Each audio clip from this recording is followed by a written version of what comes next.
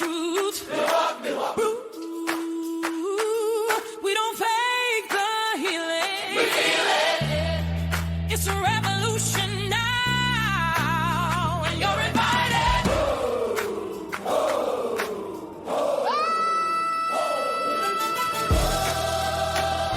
Heal that shit, don't hold it in. Rip the Band-Aid, let it begin. Truth gets loud when you stop the lie. We cry, we rise and testify. Heal that shit, don't hold it in.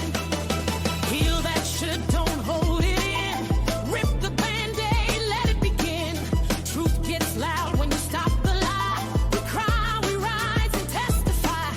Life unfiltered, scars and all. Break that cycle, tear down the wall. Accountable, raw, and full of light. We healing out loud and we doing it right. Heal that shit, don't hold it in. I really like that mix. I like how you looped it. It's Yes, indeed. perfection. Chef's kiss. Hey, y'all. Welcome to Life Unfiltered, Heal That Shit, where we are taking everything that we learned in 2024 and amplifying it for a new year of transformation in 2025. This is not just a podcast anymore. This is a revolution in healing. So whether you are a longtime listener or this is your first time hanging out with us, get ready for some life-changing conversations.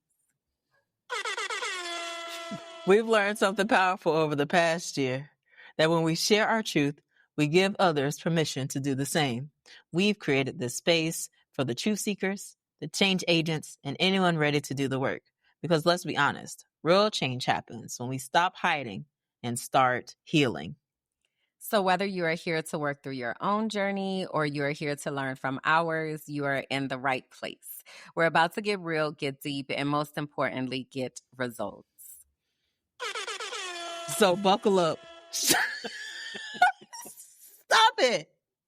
So buckle up, strap in, grab your favorite drink, and let's heal that shit together.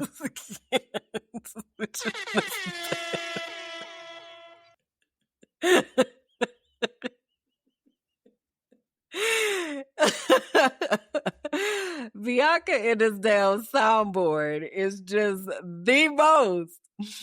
So, hey, y'all, my name is Kimberland. I am an educational advocate, activist, and consultant. I am a scientist, a biologist to be specific. I am a visionary and motivational speaker. I'm a virtual producer and network executive. I am the creator and founder of Intuitive Melanated Life Coaching, where I help people deepen their relationship with God to understand their unique purpose and design in order to positively impact the world. I'm also a professional frolicker. I currently live in Medellin, Colombia. I left the U.S. in October of 2021. And I'm also a host and podcaster. So what up? So now there's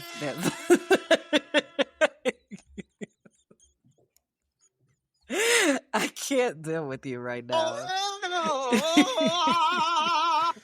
My name is Bianca Goolsby, and I'm a digital strategist, a consultant, an education activist, and a certified snitch.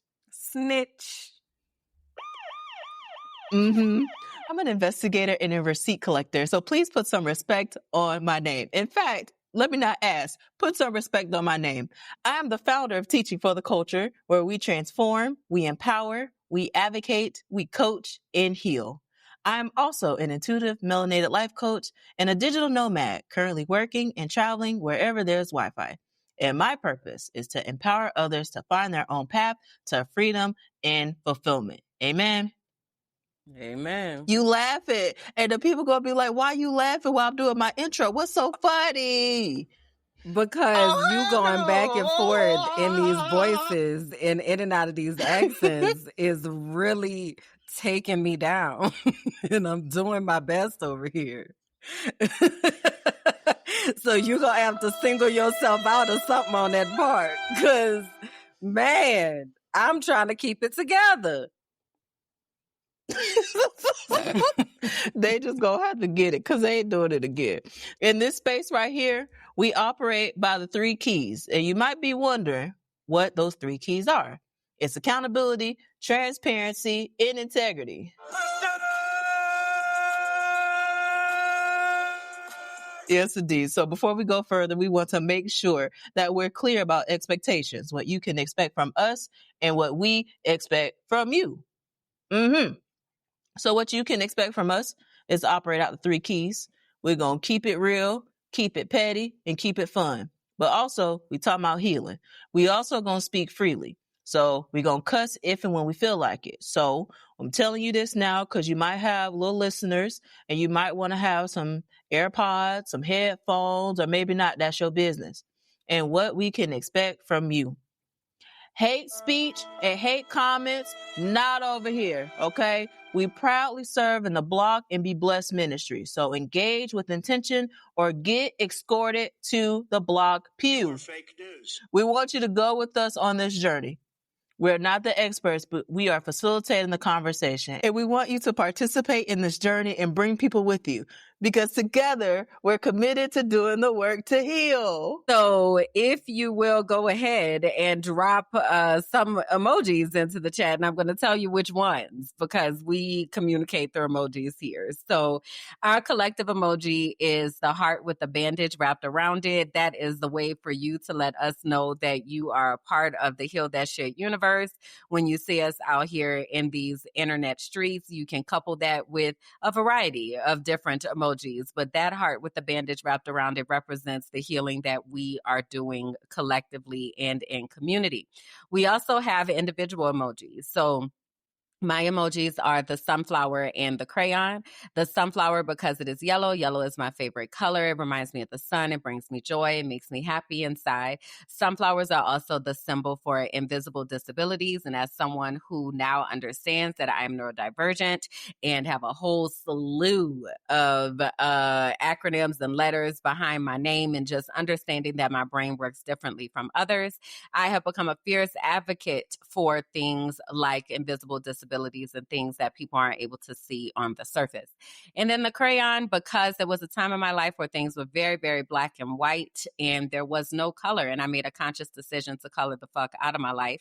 Insert said crayon. So those are my emojis and you can drop those into the chat for me as well.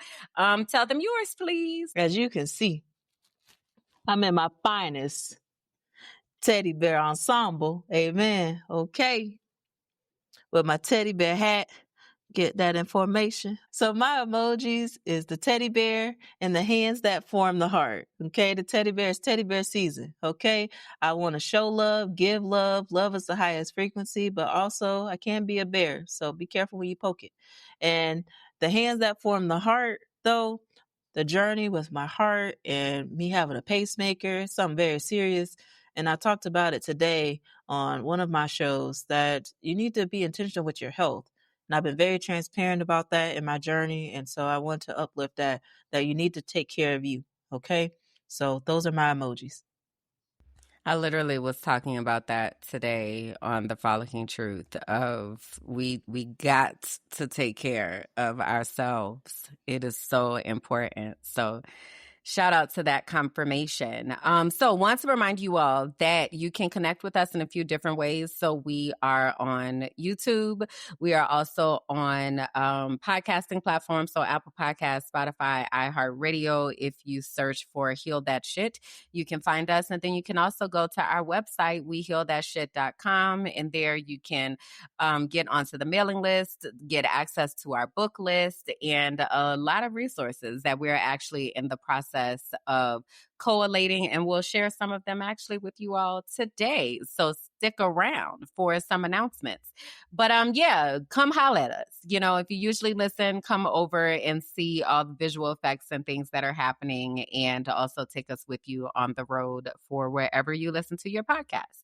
So having said that, let's go ahead and get into our spirit check. And this is the time where we take an opportunity to intentionally think through how our spirits are feeling. And we use a system of 4 hearts, 4 colored hearts is the way that we think about it. So I'm going to explain what that looks like if you are listening. So green is I'm absolutely wonderful. Life is great. Blue is I'm good. I don't have any complaints. Purple, I'm okay. Things could be better. And yellow, I'm not doing so well. I need support. So we are going to model what this looks like and sounds like and how to use these, but I'm just going to go ahead and say that you can configure your color combination in any way that you would like. It really is whatever makes the most sense to you. So I'm going to pause here and ask, how is your spirit feeling today, ma'am?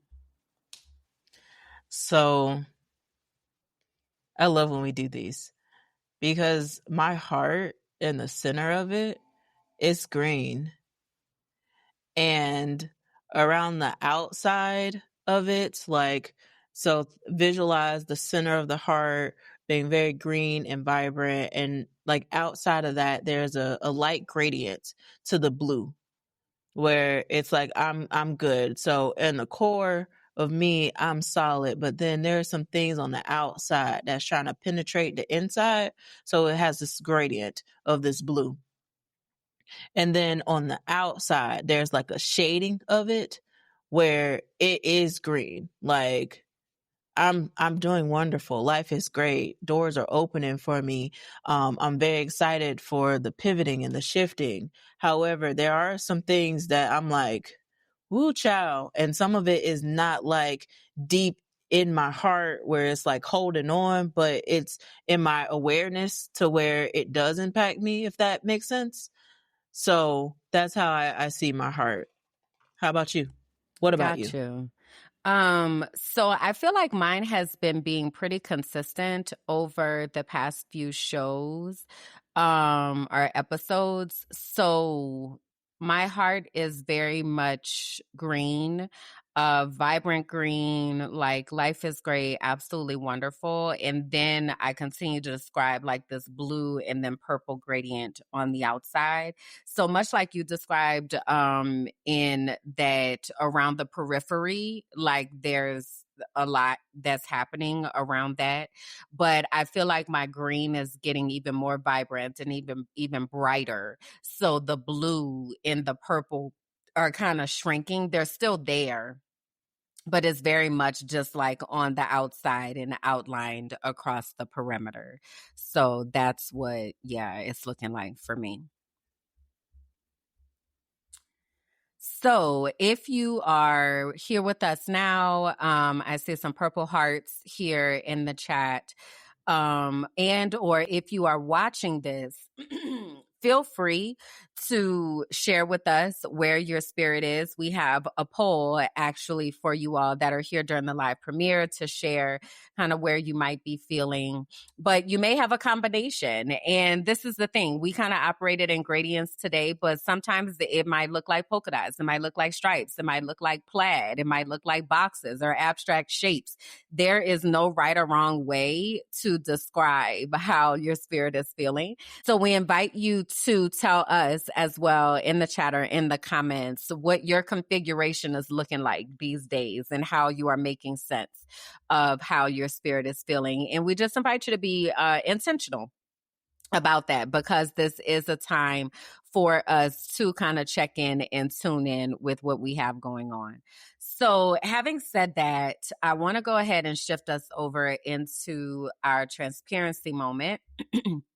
And this is the part where we kind of talk about what's going on and what's happening in our worlds and what are the things. We haven't really talked very much over the past couple weeks. So there's a lot that is happening, but I want to start off, I think, talking about my brain people and just kind of taking a stroll through the hallway, because I don't know that I've done that lately.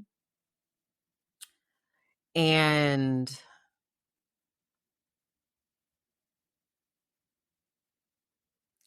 I feel like my brain people right now are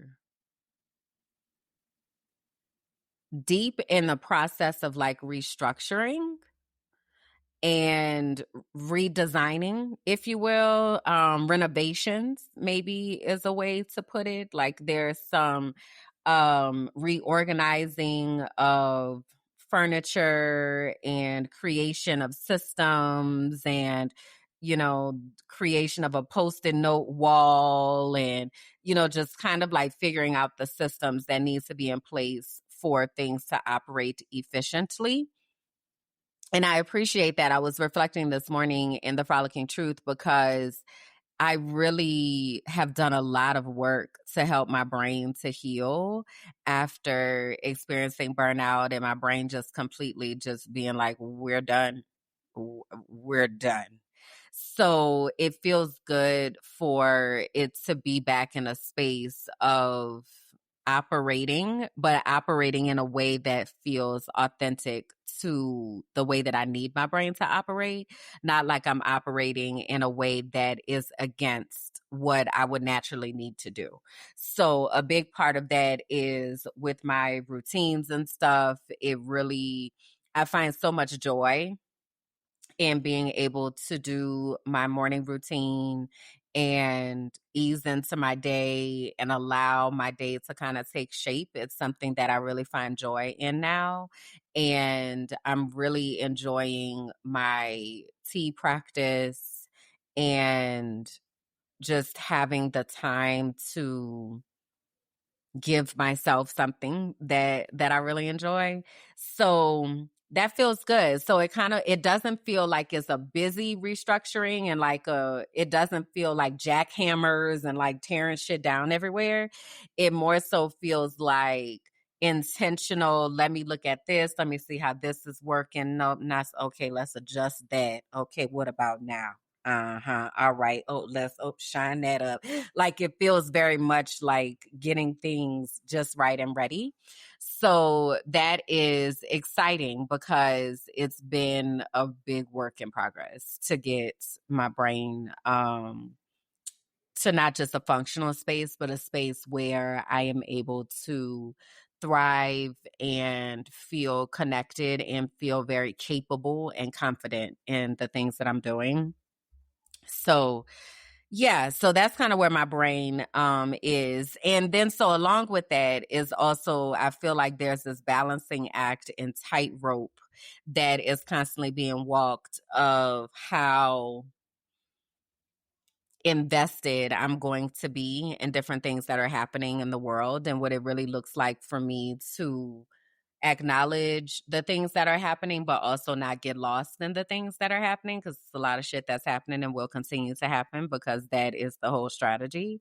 So I feel like I've been really having to be much more intentional with my boundaries. And so like even, Tuesdays, I don't talk. And I'm so glad I put that back in place, especially because I have like 35 teachers that I'm coaching. I have someone getting certified to become an intuitive melanated life coach. I have somebody going through Discover Your Destiny. I have a mentee that I'm working with. So it's like I am really giving of a lot of energy and brain space, and it's a lot. So I'm grateful that I have this infrastructure to keep things in place for me that is only for me. And I am able to not have to be in service of somebody else. So in this restructuring renovation situation, it is a lot of adjusting how people have access to me and what that looks like and sounds like. It's crazy, bro, because over the past couple months, the number of people that have circled back into my existence that have previously done some kind of fuck shit and have circled back with yeah, that was real. I'm sorry I had did that and that wasn't right. It is very, very interesting because that's the season that seems to be coming back around right now. But even in that, I don't necessarily care to make space for that either. because people make intentional decisions about the things that they do. So it's like I've processed it, I've grieved it. I'm kind of like, it is what it is. And as I'm talking about things, it's very factual. It's not very emotionally charged at all. It's like, this is what happened and this is what didn't happen, like type of thing. I don't need that anymore. So it's been interesting for people to resurface and try to like right the wrongs that they know that they made type energy, you know? So that's been interesting. And it's really just been making me think about how people have access to me. So I'm just like, because at some point I am going to change my number and I'm really going like, no, you're going to have to go through some channels to get to me because the way that people find joy in tormenting you or pulling from you or trying to get what they can extract without also depositing. It's like I don't know. I don't have space for that. And if that's what you need, go watch these YouTube videos. And I'm sure I said something in all of those that will help you just and give you exactly what you need. But no, you're not going to be able to just roll up and be like, hey, let me pull out your energy and use your energy for my benefit just because I feel like this is what I want to have happen right now. And I'm finally ready to not even honor, but I'm finally ready to acknowledge that you that girl. And I'm like, yeah, I've been knowing that. I don't need you to tell me that. So it's been Period, boo. interesting.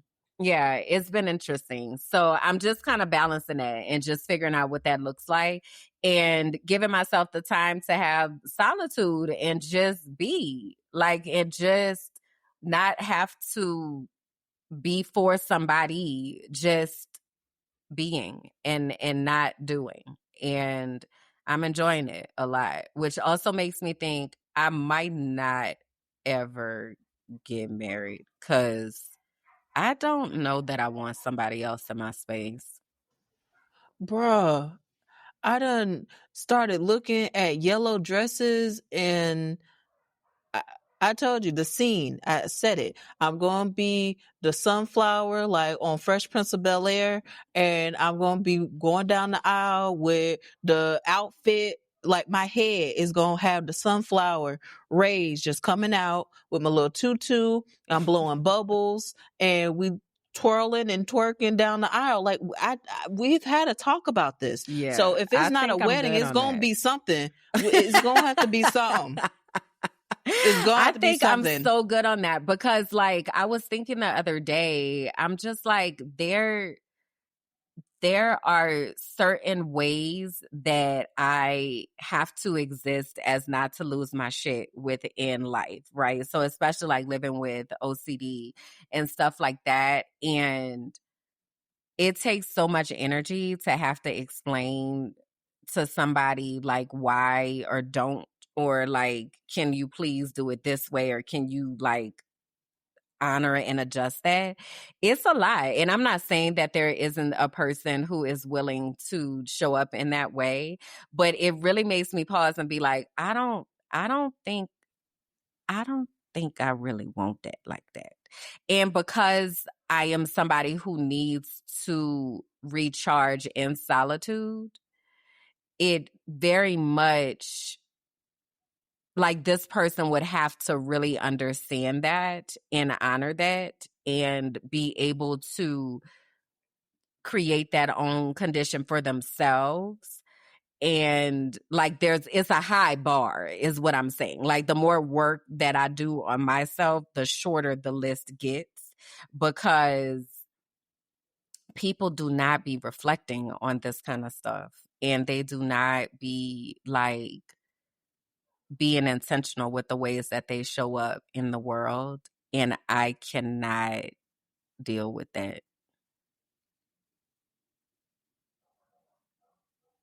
Yeah. Well, I'm still going to hold on to this vision with the sunflower outfit and my tutu and the bubbles and the twerking down the aisle, it there's people out here that are marrying themselves. So, And I that's a can see thing. why, though, also, because I've thought about that a few times. And I'm like, I can see why somebody would be like, I'm just going to marry me. Because also too, we often are looking in partnership. We're often looking for somebody to fill voids. And that's one, not fair to another person, but also that's not supposed to be the point of partnership, is that somebody comes in and fills this void. So then for me, it's like, how can I learn to love and fill that void for myself, that regardless of where this other person is or whatever, that's not going to impact my inner world. But in the same token, I still need to have somebody that is doing that same work for themselves and able to show up in an exchange of energy. And I just really don't have a lot of confidence that that's what's happening out here in the men's world. And, this is how I know that people are born the way that they are born, because I am definitely heterosexual. And it's hard out here for a pimp when you're trying to get this money for the rent. It is wild out here. I talked about last week on the Frolicking Truth masculinity and toxic masculinity, and just, it's a lot. So in many ways, it also feels safer to just be like, I'm okay. I'll tap in when I need. And then after that, bye. I'm good. Yeah. So that's my confession for the day. Yes, indeed, Mom. If you ever decide to switch teams, you have a community of people that will be here to support you and love you, okay? Yes, indeed. Want to make sure that we uplift It doesn't that. quite work that way, but thank you for the offer. Okay, all right. Moving forward, what is a highlight of your morning routine? What is something that you wake up and you're like, I get to do this. This makes me excited. It's a few things. One is taking my medicine. That's the first thing. Because I know that God is going to show up and I'm going to get some type of idea, deeper revelation, like something is, I'm going to have direction. So that's the first thing. My shower I really love, because that's where God talks to me. So just, being, when I'm in the shower, I have my meditation music on. So it helps me to really be grounded and to be there in that moment and not have my brain people bouncing all over the place. So I really, really love that. And then I also love the progression. I know you said one thing, but I've got multiple. The progression of the songs to wake me up in my day and get me going. So it's like everything is kind of flows together in a way that eases me in, and then is like, okay, and you know who you are. Like, one of my songs is I Know Who I Am. There's another one that's called Clarity. There's another one that's called Inner Breakfast, where it's like feeding, the spirit. Like, yeah, I woke up to talk like this to myself daily. I love myself. I am here for myself. Like that, I love it. Like, I love the whole journey of the playlist. And then my tea makes me so happy, of just trying different recipes and finding one that works. Right now I'm on flor de jamaica, canela y aceite de coco y azúcar. So hibiscus, cinnamon, infused coconut oil, and sugar, brown sugar, azúcar morena, brown sugar. And it just feels like fall. And it's so interesting because, it's always spring here. But when I had went to the store the other day, I had went to the mall, and I went through H&M, and all of the clothes are like fall centered, which is weird, but whatever. So the time that we're coming up on of September, October is very much like autumn season and all that. And the cinnamon and that tea just really just, it feels so warm and cozy. I love it so much. So yeah, Aw. that's my favorite things. Okay. I love this for you. Yeah. Okay. So if you were to get married, it sounds like separate houses. Okay. So you could Now I have would be down with that. your own space. You can control Mhm. it the way you want to. You have your solitude, and then y'all connect when it needs connecting. Yep. Okay. I would All love right. that. And then I would love that. sunflower outfit going down the aisle with the bubbles and we all here. Okay. Everybody's in alignment. And again, if you do decide to switch teams, we got a place for you. Amen. Oh my God. Amen. Okay. Thank All you. right. Thank you for the offer. So why don't you go ahead and fill the people in and myself on what is happening in your world? Yes, indeed. So before I say what's happened present, I want to talk about what happened previously. So 2 years today was the day that I got on the plane to go to Belize.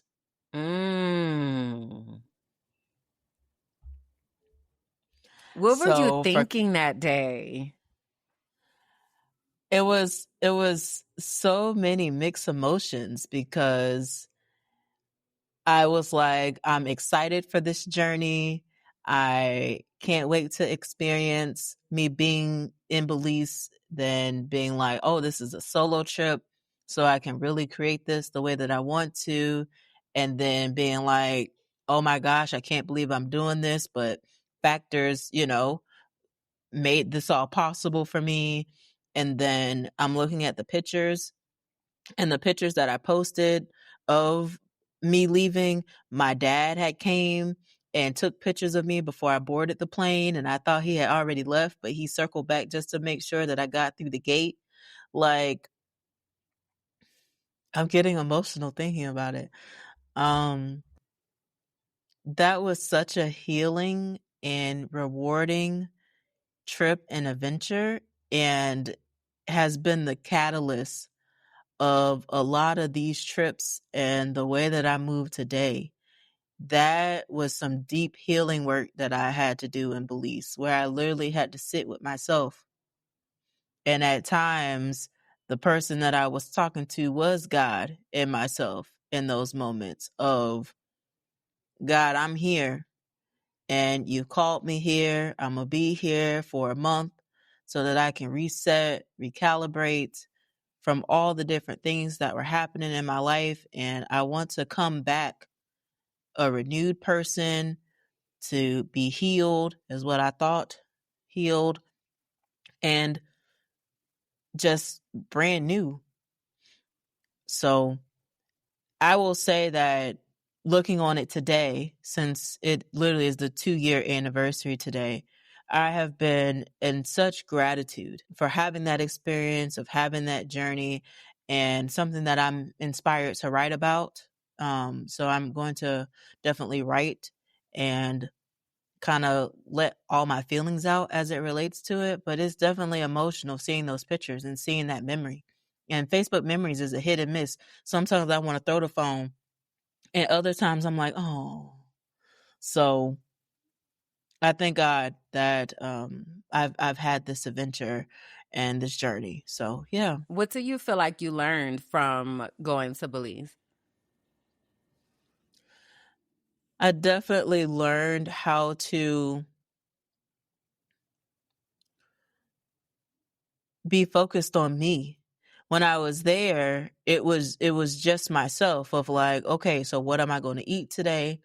What am I going to do today? And there was no one else that was consulting in that process, that was facilitating in that process. It was just me. So having that experience of just focusing on what I want and what I desire and making those decisions for me and not anybody else definitely had me to hone in on, I need to focus on me, because I've spent a lot of time worried about other people, doing things on the behalf of other people and sacrificing things for other people to win, and not really pouring all of that into me and having to be held accountable for that, you know? So, yeah. Yeah, I love that. I remember just being so proud of you that you were taking time away to try to get centered, and knowing how powerful, again, like I was talking about earlier, like healing in solitude and like having the opportunity to reconnect back to your spirit without any additional inputs and balancing of others' energy. And like there's a lot of restoration that can happen from that. So that's cool that it was 2 years ago. Wow. Yeah. So it's really affirmed this journey and this walk that I'm doing.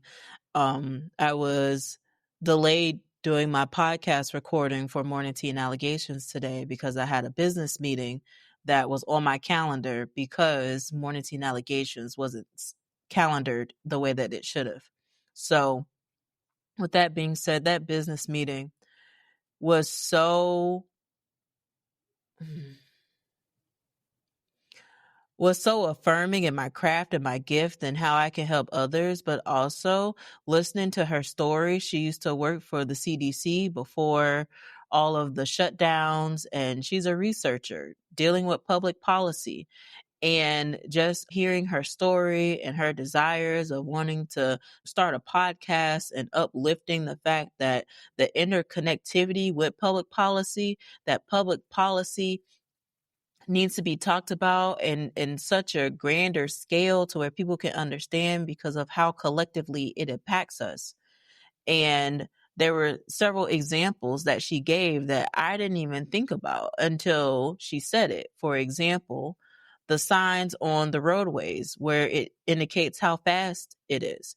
I thought they just was like, all right, 65 miles per hour, this is what we're going to put, and all of that. But there's a team of researchers that say in this particular area, this is going to be the best speed limit because of these different factors, and how all of that is research and data driven. And a lot of people don't see the receipts and the data driven stuff. They just know that that's what that sign says, but don't really realize that there were a whole bunch of intentional steps and research and things that were done to get there.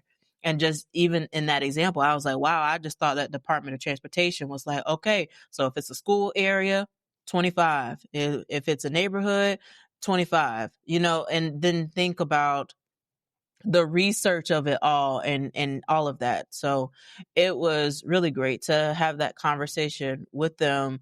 And also to just see the doors opening and me being so focused on my portal and having people to interact with me in the portal and having these conversations. I'm like, yes, like the portal needs to be the place where people are communicating with me so that they could get out my inbox, because my inbox has so many emails in there. It's wild.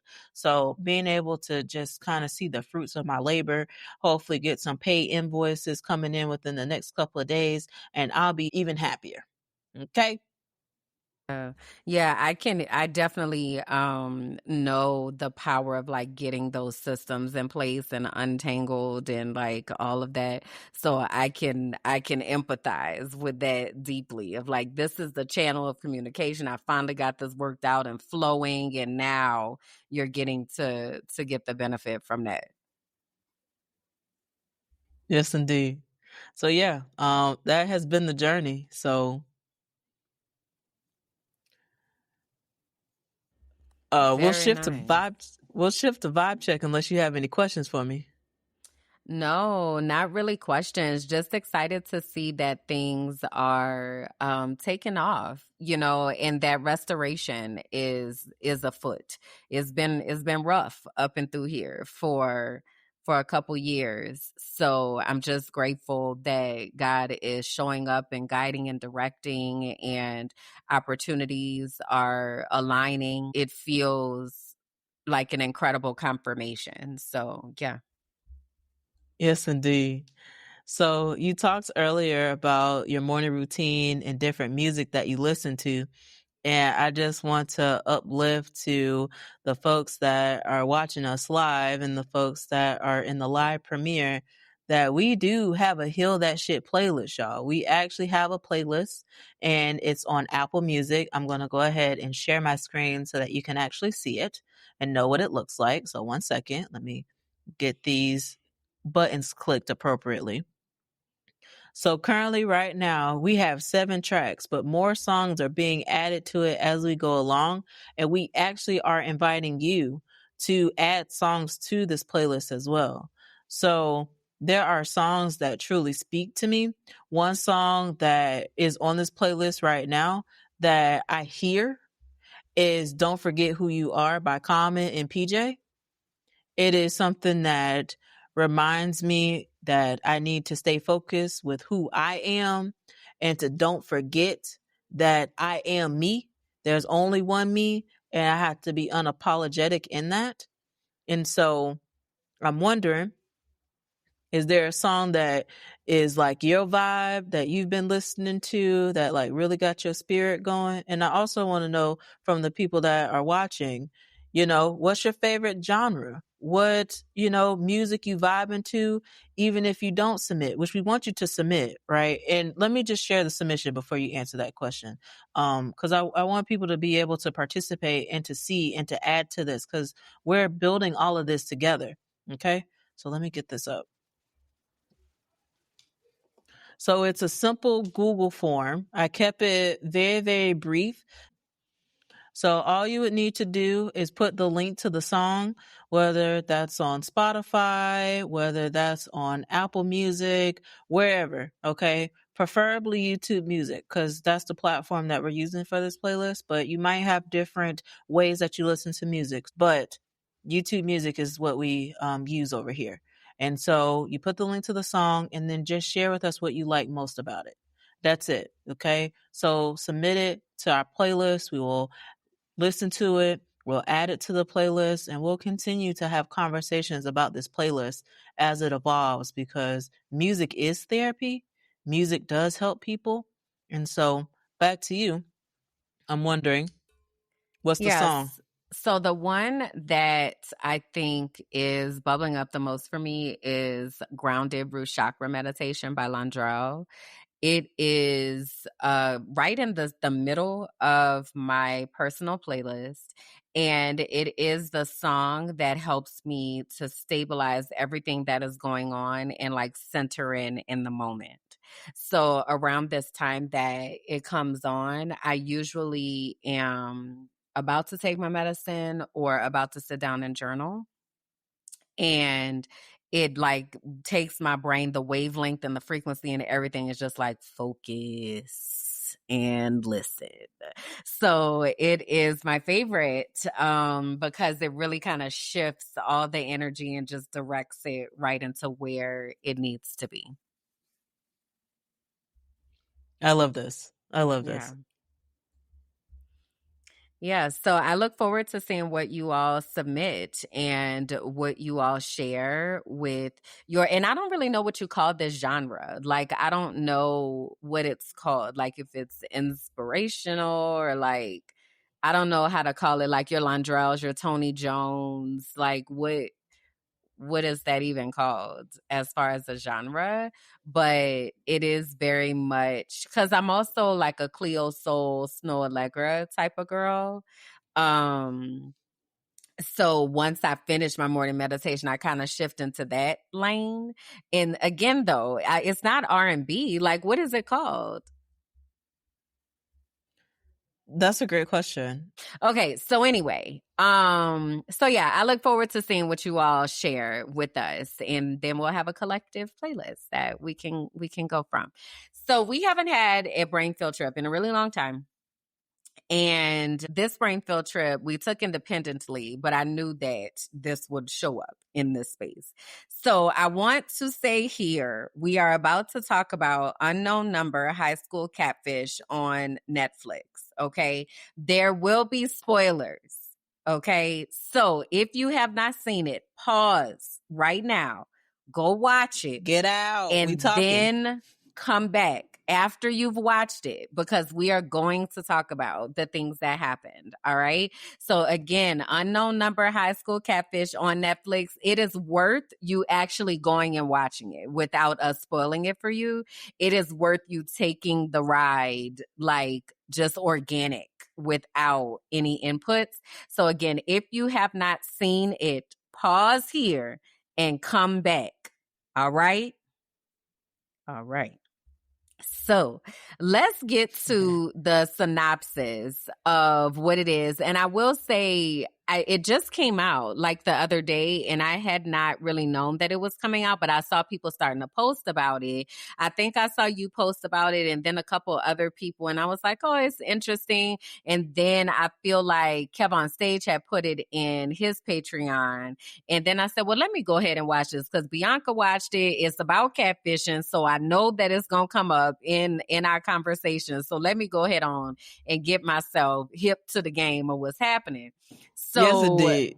Great decision. I'm glad you did. So this is a Netflix documentary, and I'm going to read like the synopsis of what happens. So this Netflix documentary zooms into a harrowing cyberbullying case in Tiny Bill City, Michigan. It starts in October 2020. 13-year-old Lauren Licari and her boyfriend Owen McKinney start getting taunting, vulgar messages from a blocked unknown number. The texts are relentless, dozens daily, turning cruel, sexually explicit, pushing even to suicidal content. Authorities, schools, families, everyone is rattled. Fingers are pointed at classmates, relationships fractured, the town braces as suspicion swerves in every direction. Then the FBI steps in. The real shocker. The sender is not a peer. It is Lauren's own mother, Kendra Licari, who is using spoofing apps, sending texts under different numbers until investigators trace it back to her. Kendra winds up pleading to two counts of stalking to a minor. She's sentenced to 19 months to 5 years, and she was released on parole in August of 2024 with restrictions and custody of her daughter Lauren stripped away. So, girl, how did you even hear about it? Like, did you know that it was coming out, or? I saw people posting about it, and I was like, I love a good catfishing story. So when I saw it, I was like, I'm wondering if this is something for like social media safety that I need to tap into. And so I was like, hey, Kalanda, we gonna watch this. Mm-hmm. And boom. So it was only 90 minutes, which I appreciated, because sometimes these be like series and episodes long, and like, so I appreciated that it was very easy to consume. I don't even know where to start about what was occurring. I don't, do you have somewhere that you want to start in particular? Yes. So this movie opens the dialogue between mother and daughter relationships and the dynamics that exist in that. And so I think that there's a lot of conversations as it relates to heal that shit when we're having conversations about mom and daughter relationships, that this particular movie is definitely a conversation starter about that. I also think, as far as conversations relating to social media safety and how this particular situation impacted the entire school, the community even, but how fast a text message was sent to someone and how that was circulated and then shared amongst the school and created chaos at school. And I also think that just healing work of, wow, evaluating the mom, what were you thinking? How did it get this far to where she's like, it got out of control. You think, but why? You know? Why did it even start? So there's a lot of different themes that this movie addresses, and the fact that this is a real story and not just something that's fictional. Yeah, I was just about to say that because I heard you say movie, and I'm like, well, it's a documentary, and the text messages that are shared are real text messages to the tune of over 1,000 pages of text messages over the course of this 2-year time period that this mother is cyber stalking her daughter and her daughter's boyfriend, and later the ex-boyfriend's new girlfriend's mama. Like, girl, what are you doing right now?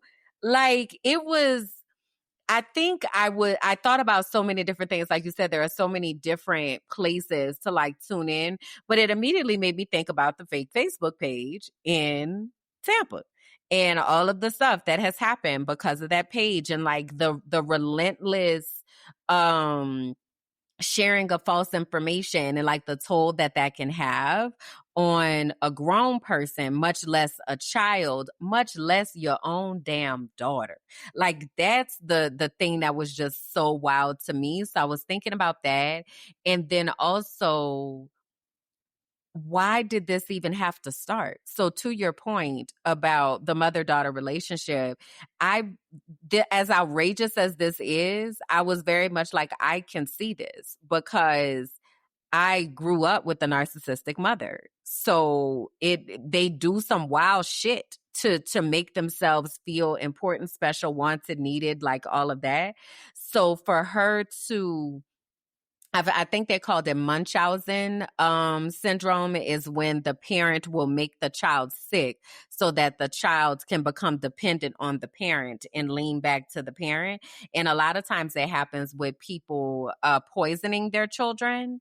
But in this case, it happened through a social media avenue because the type of things that she was saying were wild. Like, I was just like, this is some crazy shit. Also, though, I've been in a couple conversations where people have been talking about this and people are like, I knew it was an adult because of the things that they were saying. And what I also want us to know is that kids are also saying these things, because kids are being conditioned by porn and by sites like Brazzers and like all of that, again, toxic masculinity that I told you I was just talking about in the Frolicking Truth. Our children, this is how they are being raised, and this is how they're being conditioned into sexuality and what sexuality looks like and sounds like, especially in this age of it being illegal to talk to children about their bodies and talk to children about their bodily functions. So children are also using this type of language, but also is wilder that this type of language was being used by an adult, and the adult that is the parent of the child, to tell your daughter something like, you're anorexic and your boyfriend don't want you because you're not sleeping with him and you're not giving him blowjobs, and you should just kill yourself. And you like, what the fuck? And then when they asked her, were you concerned that she was going to actually unalive herself? And she's like, oh no, I wasn't concerned about that.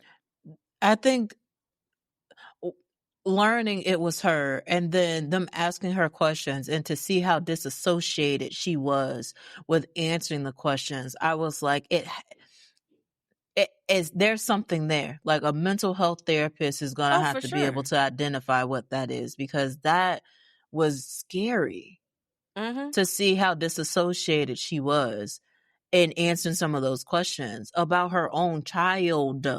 Sick and twisted.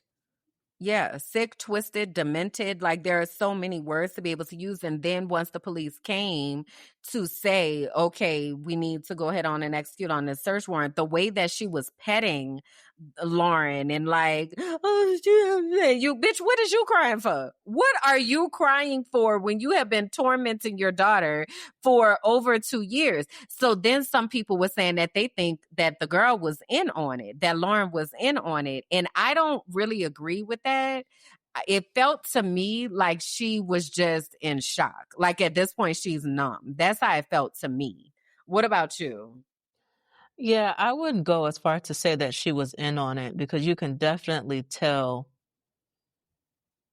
I guess, in the images where the police came, that she was just frozen, that she was just really stunned. But I don't think that she wanted to participate in that, or like I'm sure she would have chose something different if was given a choice. I don't think that that's something that she chose for herself.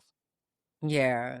Yeah, but that was even wild to watch her. Like, there was almost no reaction as they're telling her it's actually been your mother over the past 2 years who has been tormenting you. And then the husband, like, and then people were like, well, how did he not know? And one of the things I need people to understand is that people be having surface ass relationships. People do not really be talking in their homes or understanding what the other person is doing, or like, people be really roommates and not having conversations. So it is very possible that he had no idea what she was doing. And especially, it sounds like he was somebody who works with his hands and she's a tech person. So she's all on the internet. And if he not understanding all of that, like, people don't be knowing. So I definitely want to say that too, but it was so wild to see how Lauren was just devoid of emotion. And then the father, it was just taking everything in him to not knock her ass out. And I get that so deep. Like, call your parents. I don't want, don't worry about it. Don't worry about it. I'ma call. They on the way. Cause what you not gonna be able to do is think you finna sit here. That's what's not about to happen. Like, you got to get the hell up out of this house. I could feel his rage so much. And then also, it was wild because I can relate, because I grew up in a house where my mother was stealing money my entire life. So it's like, this shit happens. This is crazy.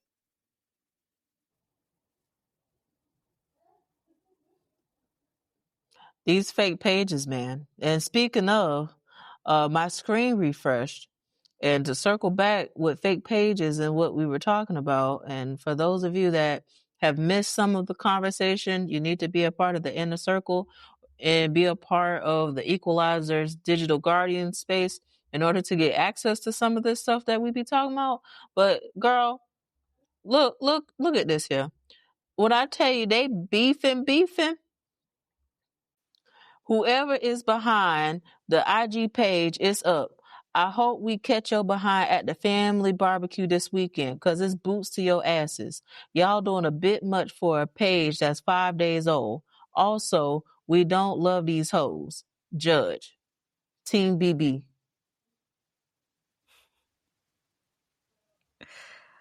I can't with, but to your point of hiding behind anonymity and cyberbullying, and like, this is very much a real thing. And what Bianca is sharing is adults. That's what I need us to know. Like, that's adults that are using social media and having a diss battle on social media. These are grown ass people. Okay.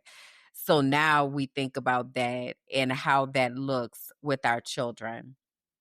And I have been like, I've said before that I don't necessarily think that the fix to what is happening with social media in our schools is to ban phones. I know that that is the policy that is currently in effect in Florida, and I'm curious about what that's looking like. I think I understand though why that would be the move. I think it becomes hard to enforce, and that it creates a burden on children of color, especially when their phones are their only source of access to the internet and communication and all of that. So there are like issues that I feel are embedded in that. But just imagine how little was learned during that 2 year time, as they are constantly being tormented by these messages. And it was wild. I think one of the first things that made me be like, this is not making sense, is why they wouldn't just change the number and like change the phone number and really start being intentional about who has access to the child, as opposed to, I'm not going to change the number because I don't feel like they might be walking in my house and I don't know. Then stop who's walking in your damn house and go insulate, and then gradually introduce people back in. But it's almost like there was so much negligence and just allowing it to continue and trying to do this unofficial investigative work. And like, it was just a lot. And so many kids were impacted. And like you said, the community, and it just really, really got out of control. And you know what it also highlighted is how little control schools do have over things that happen on the phone, because they were showing up as parents looking for the school to do something. And the school is very limited, very, very,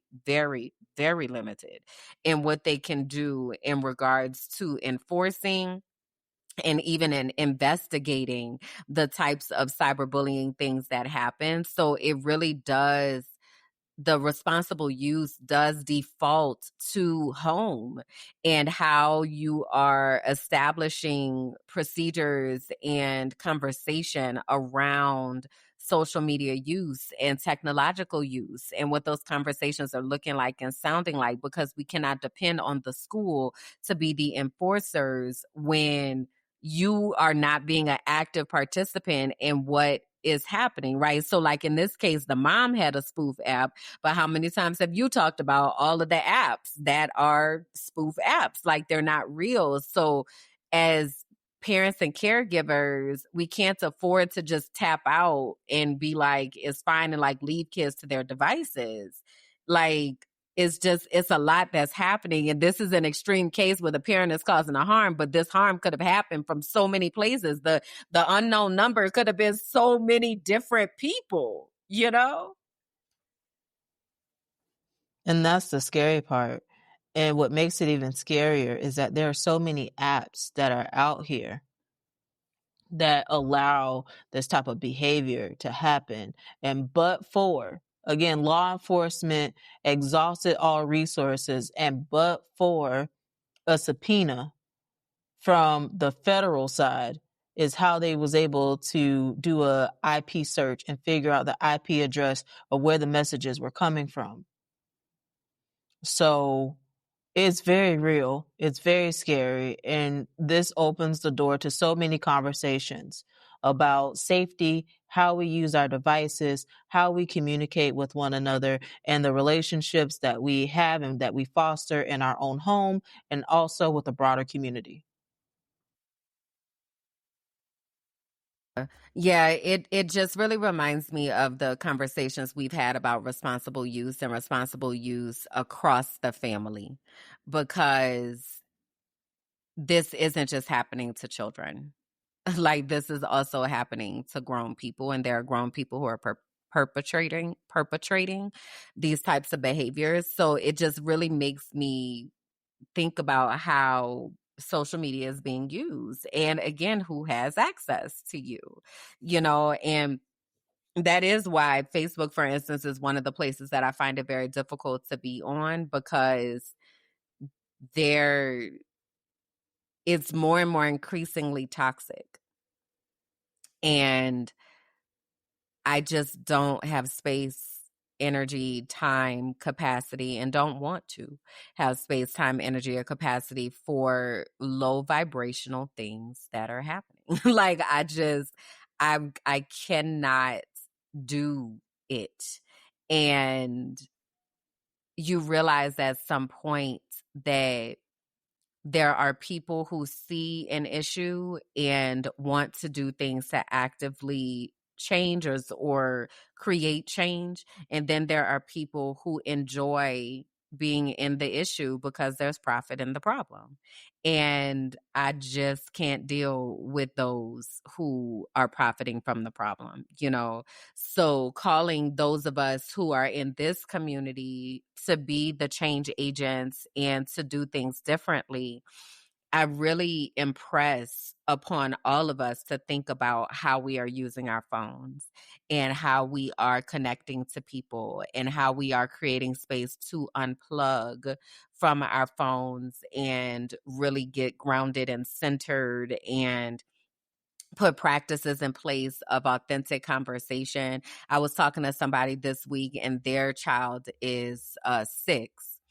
And we were talking about just conversations, like what conversations are you having with your child? They're in school and, what are the conversations? Oh, well, I asked them how their day was. Oh, okay. And what did they say? Well, they say, it was good, bad, whatever.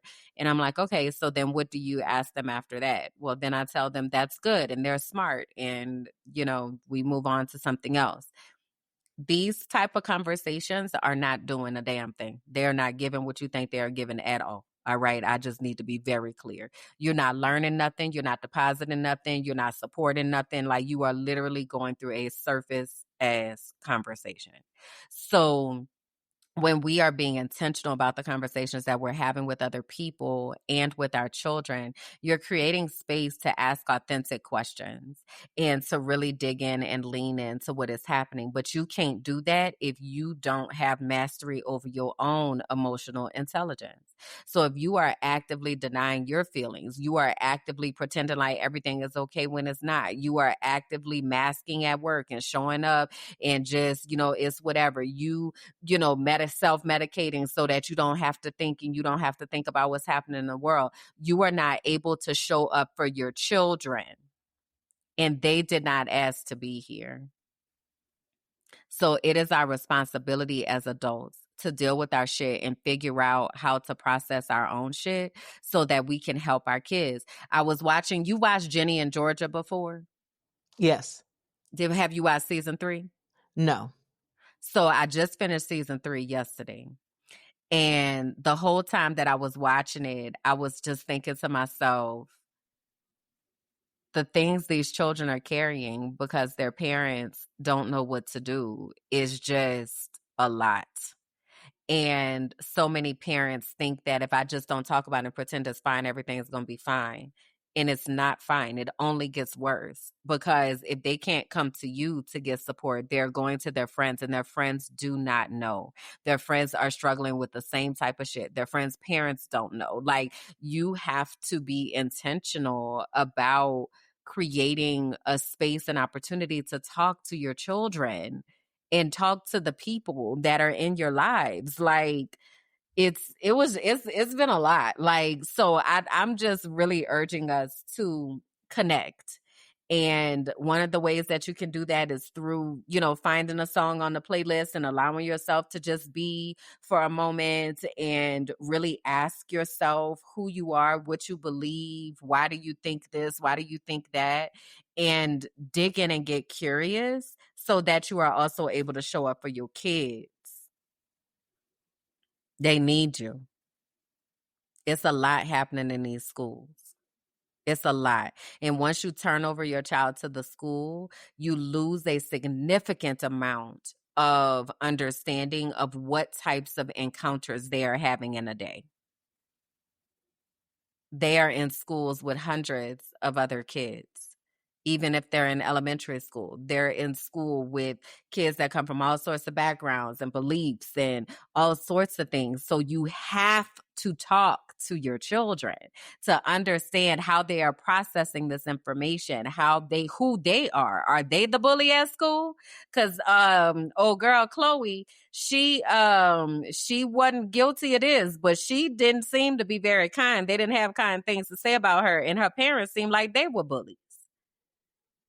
So it's like there's so much that kids are being exposed to. And if we aren't actively talking to them, they are making sense of it in their own 6, 10, 16-year-old brain. You're right. As you were talking about intentional questions to ask, it made me think about the whole child. And it made me think about us really creating a resource that parents and caregivers can download of intentional questions to ask to curate conversations about school or conversations about what they're witnessing and experiencing on their phone, for example.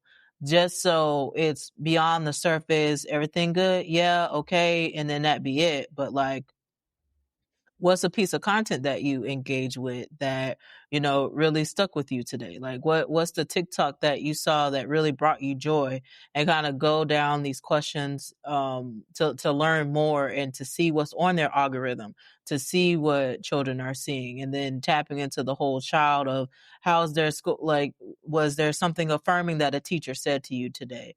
What was the, relationships that you have with your classmates, and, what was said, and all, like just tapping more into that. So Yeah. it made me think of that. It's needed. Yeah, I've thought about it a few times. And I think it's just a matter of scheduling that out, because another conversation I had with a parent when we were talking about, I said, how are you helping your child to process their emotions? And they said, I don't know how. And I was like, right. Because you don't process your own emotions. So, of course, you don't know how. Right. So, yeah, that is something that is on the list, and will keep you all posted on the actual creation of that. But yeah, I realize many of us don't know how, and it is time for us to learn, because we have to heal our own shit, so we are not harming other people. And whether those people are your partners, your friends, or your children, like that is our responsibility to go through this healing work. So, we are compiling the things, and we are giving you small steps of things that you're able to do to start the healing journey. It is work, we can't lie and act like it's easy. It's not, but it is worth it. It is worth it, and it is necessary, especially if you are charged with helping somebody learn how to be an adult. If you have children in your care, it is your responsibility to take on this healing work. So we are doing this together. We are all figuring out what this looks like, and just asking to really have the commitment to figure it all out. So please do share with us what your thoughts are about Unknown Number. What stood out for you? What parts were you just like, I can't even believe that this happened? Like, feel free to go off in the comments. I know it was a lot and we can't even unpack it all, but feel free to uplift some things, because Tell us the that tea. thing was wild. Yeah, that thing was some wild. That thing was some wild. Okay. So, as we get ready to as we get ready to wrap up, just want to uplift for us to be doing our work, to be thinking about how we are showing up and the boundaries that we have in place, and doing our village audits and our energy audits, and really being intentional with the people that we have around us, and calling us into community with each other. So if you will go ahead and tell the people where they can find you and where they can get into community with you. Yes, indeed. So you can find me in the bear cave in my teddy bear snuggie. On the digital streets, though, you can find me at www.biancagoolsby.com. On my website, you can see the different ventures that I'm a part of, and the different spaces on social media or my Patreon, just different ways that you can access me. And yeah, visit my website, check me out, see all the different things. Google me, okay? Google me. You'll see a lot of interesting things on there, and I just don't talk about it. I walk the walk too. Where do people can find you, girl? Where you be at? I second that. Google me. It is a very interesting journey if you start Googling us. But you can find me at KimberlandJackson.com or at linktree.com/KimberlandJ. And there you will be able to get all the links to all the things. I want to give you specific invitations into my inner circle. My Patreon is $5 a month. And we are about to start doing some classes and preparing for a book study for Sisterhood Heals. So there's a lot that's happening over in the universe of Minding My Black Ass Business and of Kimberland Jackson. So come over, hang out, say what up, leave me a heart with a bandage wrapped around it, so I know that you came from Heal That Shit. All right. Come on. So that's it. That's all, y'all. Well, we're going to close you with the wonderful closer that we have. And yeah, I think we need to post the actual whole song on our YouTube channel so people could listen to the entire song. So I'll make sure I get that information so people can actually hear the entire song. But thank y'all for vibing with us. We love y'all, and we'll see y'all in 2 weeks. Bye, guys. Hey. Heal that shit.